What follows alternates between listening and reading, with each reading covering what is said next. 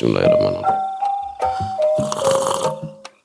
Alhamdulillahirabbil alamin.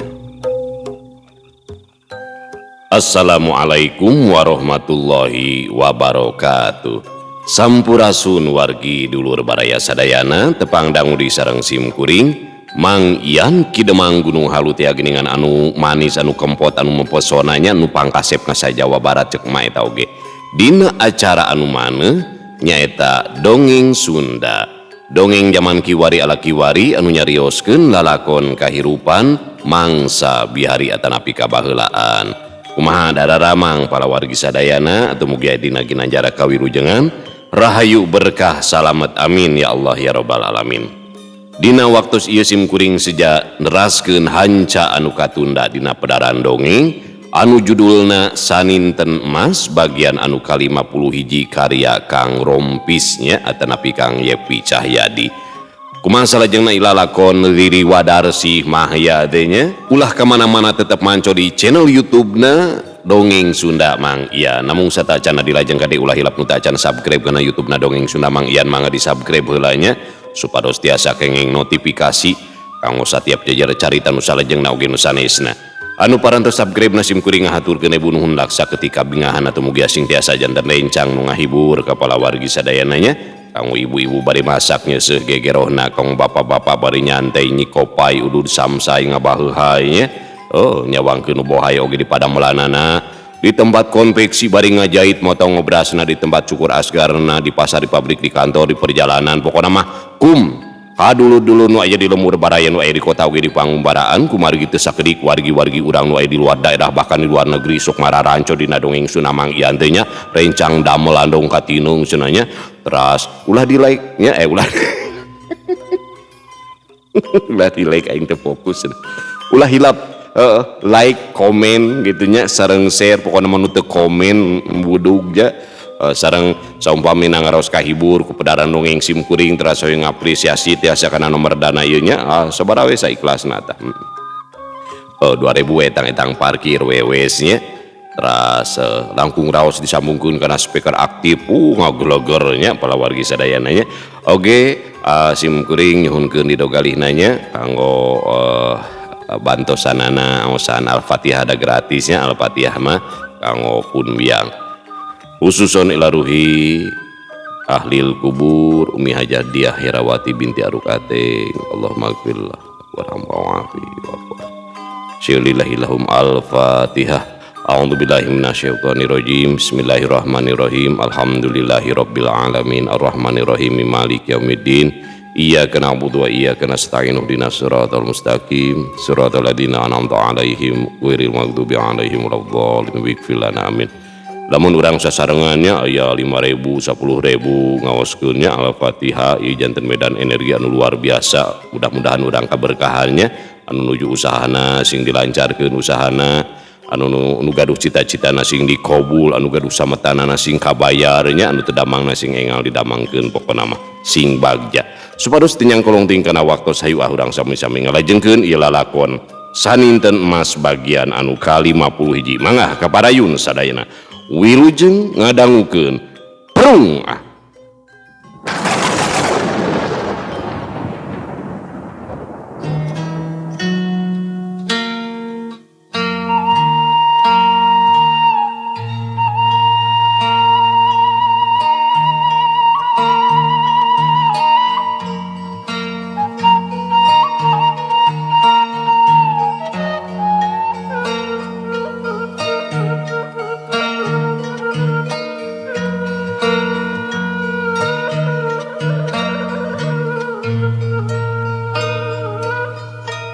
bari dumareuda pok bae mah ya ngawakca hapunten mah sanes abdi teh hoyong ngupingkeun anu langkung jentre namung di bumi urang teh pan nuju seueur tatamu bilih bae janten ngabarubahkeun ke saumpamina para tatamu tos marulih ti dieu mangga bae guar sagala rupina ka abdi.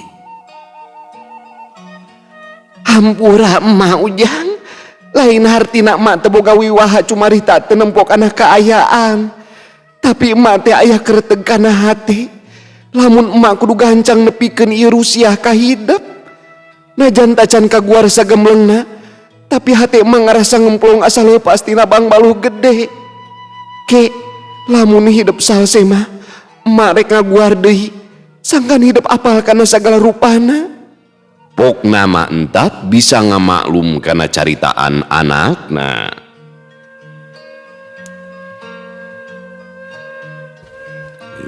Merada nini-ninian gitu.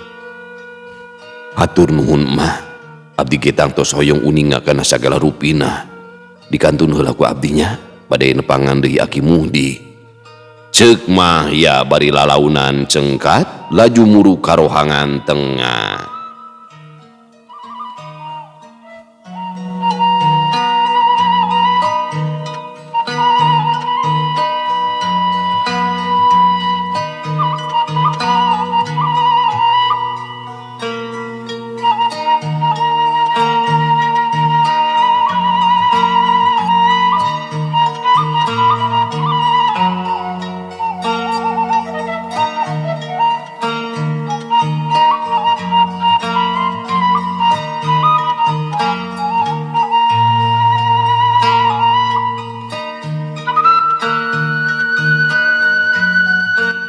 Basa putingna sarerea aluprak ngawarangkong ngaguar lalakon sewang-sewangan.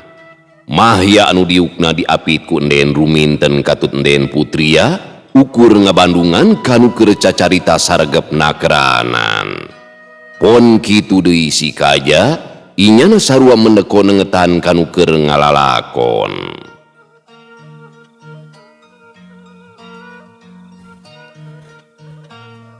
Gancangna carita dina poe isukna sakirawan si haneut moyan Aki Muhdi jeung musejena amitan ka pribumi rek balik deui ka Pananjungan. Mahya geus wakca lamun geus rengse urusan di lemburna rek init deui ka Pananjungan. Dijajab ku paneuteub anu araya di dinya, dua kareta kuda maju lalaunan ninggalkeun lembur Bingbin. Satu tas dua kareta kuda beuki jauh, Nyai Sungsang bebeja ka Mahya rek beberes heula di imah Aki Muhdi, samalah mah hayang dibaturan ku si kaja sangkan tereh rengse.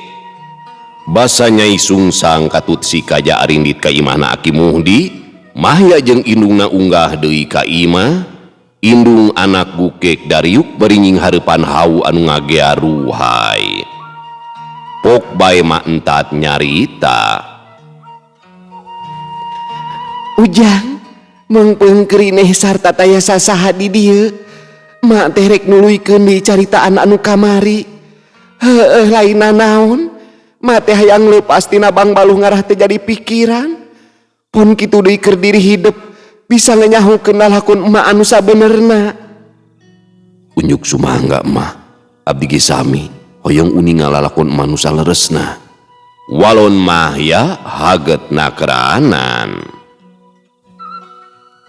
Kieu lalakonna mah, Bapa teges hidup anu sabenerna mah ngaranna teh Raden Sasradinata. Ari lamana Raden Sasradinata nyaeta Raden Hudaya. Aki hidup teh kungsi jeneng bupati di Kabupatian Karanggirang. Tapi nalika Raden Songgara nyieun kariweuhan di unggal wewengkon sarta katohian geus mateni Nyikawi, Aki hidup teh ngecageun kalungguhanana. Ari Raden Songgara lanceuk Aki hidup sabapa eta teh. Jadi Raden Songgara teh Aki ti gigir hidup Ujang. Lamun pancak Aki mah saturunan keneh ti Raden Ahyar Ningrat atawa Uyut hidup. Nalika Raden Songgara bobor karahyuan ku Ki Badraseta, Aki hidup katempuhan buntut mau pada ngamusuhan ku sakabeh jalma. Samalah mah aya nu ngakalakeun awahing ku ngewa ka sekeselerna Raden Songgara.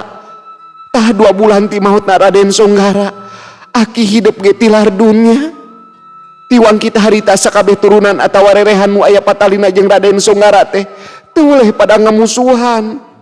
Meh unggal jalma ngajejeleh, teu kurang oge aya sabagian jalma nu hayang numpurkeun sakabeh anak turunan Raden Songgara katut rerehanana. Mantat eureun heula tina cumaritana kawas aya nu keur dipikiran.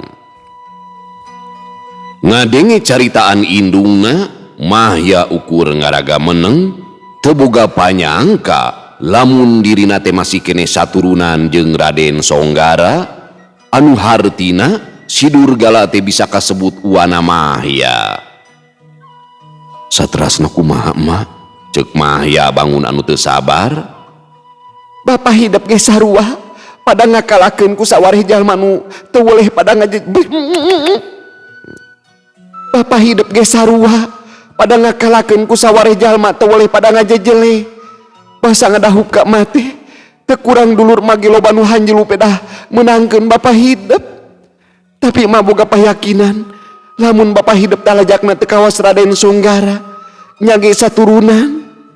Basa umur hidup nincak 2 tahun aya sabubuhan jalma rek mateni ka bapa hidup oge ka emak. Ngan untungna bapa hidup jeung mante bisa keneh nyalametkeun diri. Mang bulan-bulan apruk-aprukan ka leuweung bari mamawa hidup deui.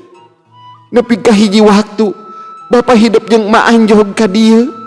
Mang saharita lumur bingbing teh ukur paragi nyaung-nyaung anu ngahuma di dieu pikeun miceun lacak. Antuk nama bapa hidup jeung emak teh nganjrek di dieu. Basa umur hidup 4 tahun bapa hidup uhak carek ingkah heula ti dieu lantaran anu bumen-bumen di dieu teh beuki ngalobaan. Bapa hidup boga kahariwang inggis katohian ngeunaan dirina anu sabenerna.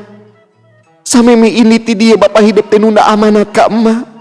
Ulah ingkah ti dieu satungtung hidup can dewasa. Bapa hidup ge netelakeun deui ka emak lamun bapa hidup teh aya berhartina hirup kene. Lantaran namun geus tilar dunya mah bakal aya jalma nu ngabejaan ka dieu. Disaprak bapa hidup ini mak teh sasata mah hirup nu geulis taya pisan batur paku kumaha. Kitu ceuk mantap bari murubutkeun Cimata. Mahya teu lemek ukur ngabigewe badis kapahung ngadengi lalakon indungna pikeun Mahya mah bet asa di alam pangimpian. Asa teu percaya kana pangdengena lamun dirina teh saturunan keneh jeung Raden Songgara. Teuing kudu kumaha nying hareupan eta pasualan Mahya kacida bingungna. Ngan anu jadi kabungah pikeun Mahya teh ngadenge bapana jumeneng kene mak entat nuluykeun deui cumaritana. Ari emak teh budakna Demang, aki hidup teh jeneng Demang di Rangas Gintung asup ka Kabupatian Karanggirang. Emak teh sok pada nyebut Den Hartati dah sidik turunan Pangagung. Basa emak jeung bapa hidup unta teh emak teu kungsi laung heula jeung para sepuh tug nepikeun ka danget kiwari. Nepikeun ka hiji waktu adi emak teh anu panengah anjog ka dieu. Mang ilahing kacidanya na ka emak teh milaan ingkah ti lemur nenehangan emak. Kersaning pangeran mang hidup bisa mangihan emak di dieu. Tah tiwang kita harita mang hidup cicing maturan emak di dieu. Urang lemur bingbing mah heuh nyangkana paman hidup teh salaki emak. Ari ngaran mang hidup teh Raden Suherlan adik emak anu katilu. Ari emak teh anak cikal ngan hiji-hijina anak awewe. Basa umur hidup nincak 7 tahun mang hidup teh tilar dunia alatan gering. Kitu lalaku nama anaking ngarah hidup apal kana jujutanana. Mak entat nyusutan Cipanona anu teu woleh ngalembere. Tete lama entat teh turunan Pangagung anakna Demang. Mahya ukur ngarengha panjang ngarahu kawas anu seunggah. Kangaranan lalakon hirup loba perkara anu teu disangka-sangka. Kitu pisan anu kalaman ku Mahya teu boga sangkaan lamun dirina aya patalina jeung Raden Songgara.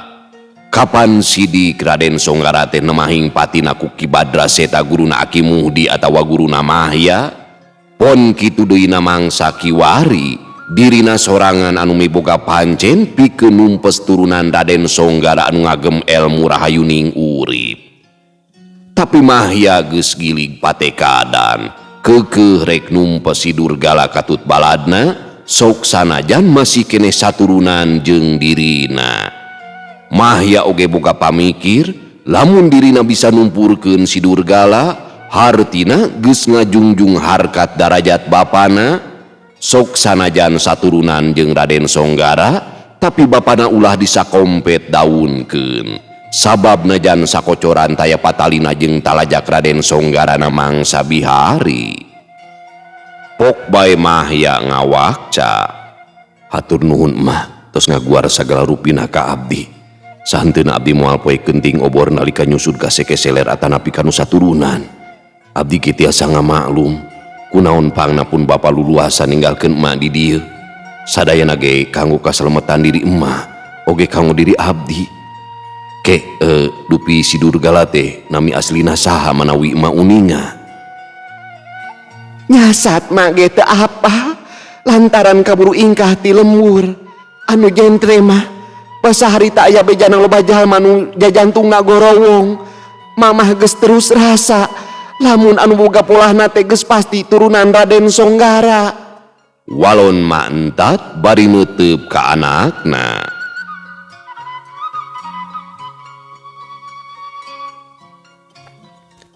Muhun kahartos ku abdi mah kanggo diri abdi pribadi sok sanaos si Durgala saturunan sareng abdi. Ku abdi bade dibudak-barik dugikeun ka tumpurna moal aya hampura deui. Raden Songgara katut turunanana geus ngotoran kana turunan dugikeun ka disamarutkeun sadayana. Saumpamina abdi tiasa numpes ka si Durgala, hartosna turunan urang harkatna bakal diajenan deui ku deungeun. Kapan turunan urang mah teu maes teu meulem, namun disakompet daunkeun sareng talajakna Raden Songgara. Abdi nedapi doana bae, pamugia sagala rupina lungsud langsar mah.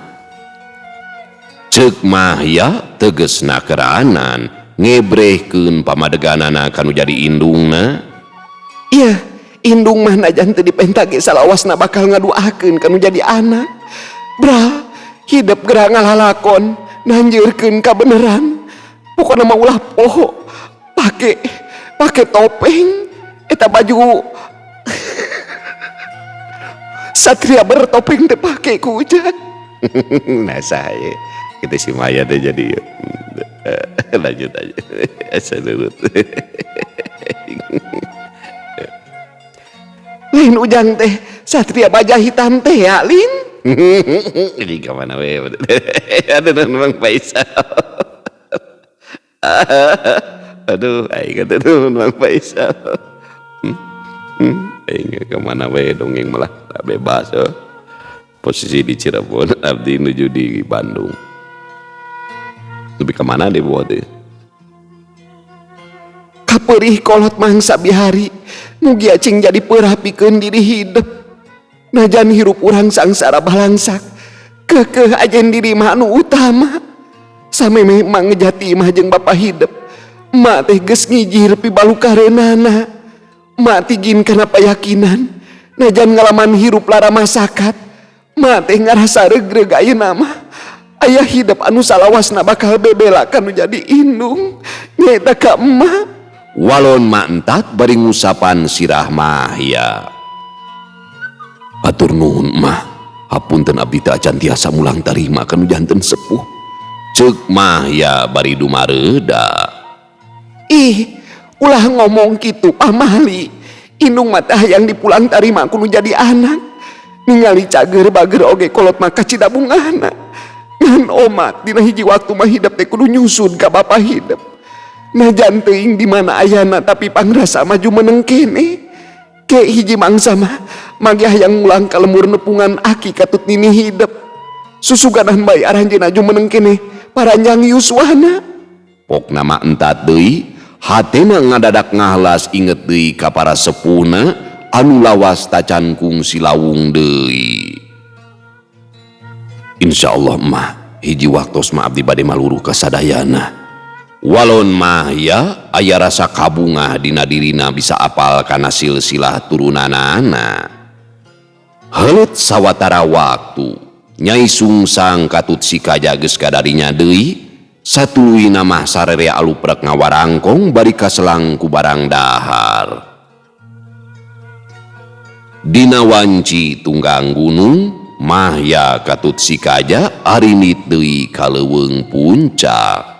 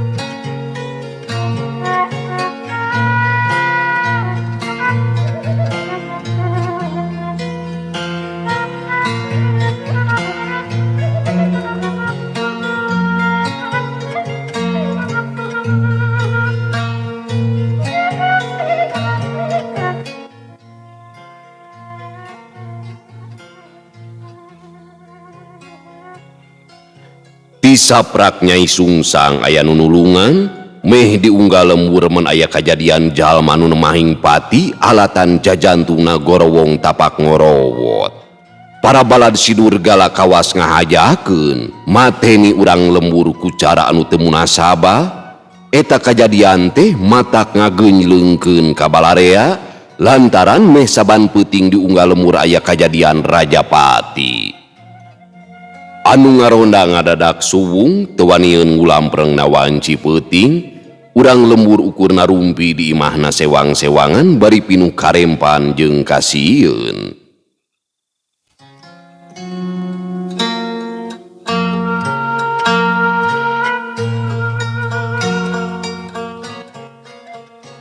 Kocapkeun kaayaan di hiji lembur anu ngaranna lembur Bubulak.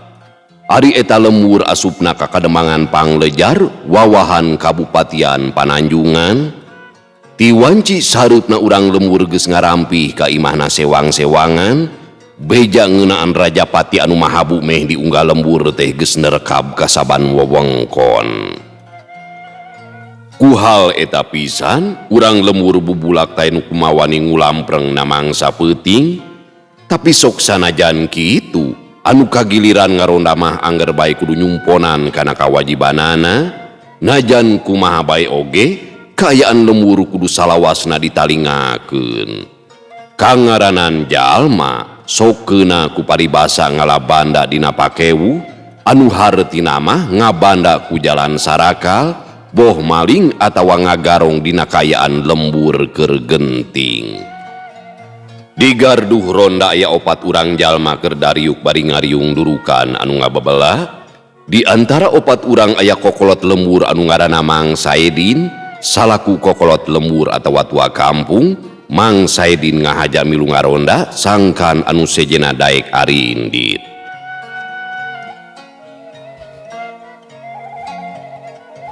Komar, ari tatamu di kabupatian teh di mana ngarerebna?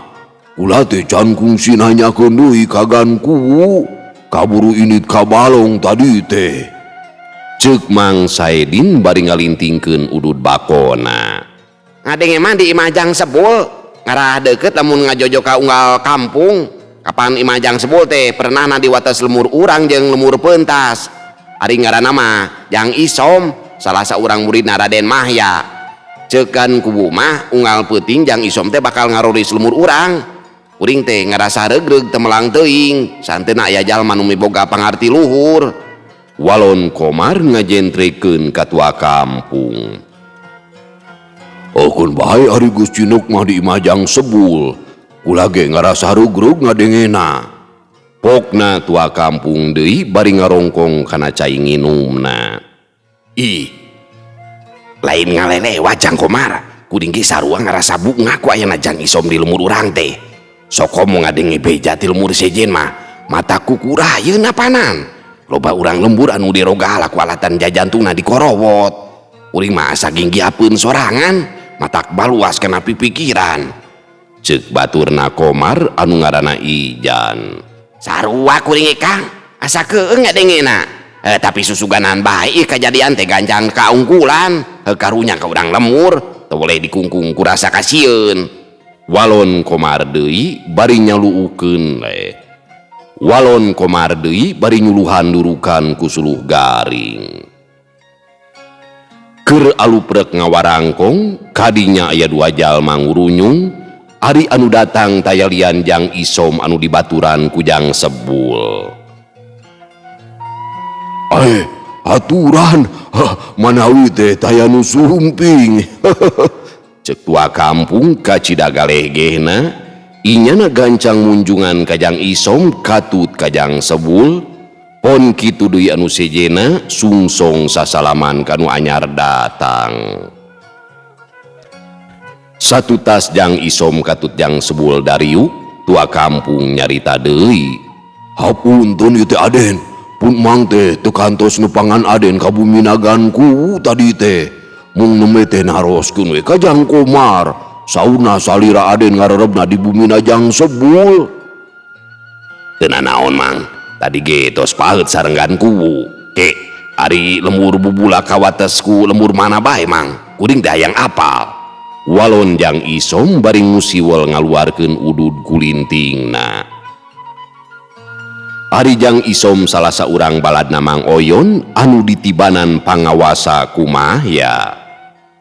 Lembur bubulak mah kapalih wetan kawatos lembur pentas, upami kapalih kidul ngawates sareng pakebonan. Tah upami kapalih kaler mah kawates kudangdang gunung leutik Aden. Walon Mang Saidin ngajentrekeun ka Jang Isom. Karek ge Jang Isom teh rek engab, tibeh kalereun eta lembur kadenge sora jalma menta tulung. Tolong! Tolong!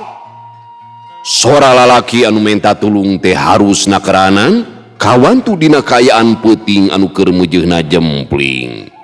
Puguh bae sakabeh jalma nu araya di garduh roda. Puguh bae sakabeh jalma nu araya di garduh ronda caruring hak, meh bareng sarerea silih pelong awahing kureuwas.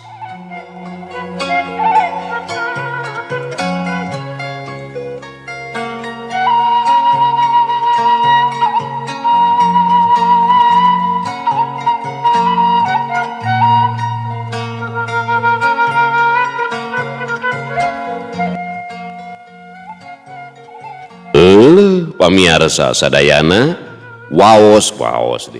Waktosna parantos tenyekapan deui cag urang tundanya ieu lalakon mahya Riri Wadarsihnya insyaallah kin urang lajengkeun dina episode anu salajengna. Beuki kabuka we heueuh da kitu teh nya ari tetesan mah sok tarapahili gitu masalah terah mah nya sanajan abur-aburan menyamarnya urang teh sing horeng mahya teh CO eta mah drakornya sing horeng mahya teh anak bupati palawargi sadayananya anak kegeden geuningan paingan gitu nya tah kitu palawargi sadayana sakitu anu kapihatur hapunten anu kasuhun bobot sapanon carang sapakan cag urang tuna di Hanyuang siang urang teuneun di haneuleuum sieum paranti nyokot ninggalkeun mangsa datang kasampeur deui. Wallahu muwaffiq ila aqwamit thoriq. Wassalamualaikum warahmatullahi wabarakatuh.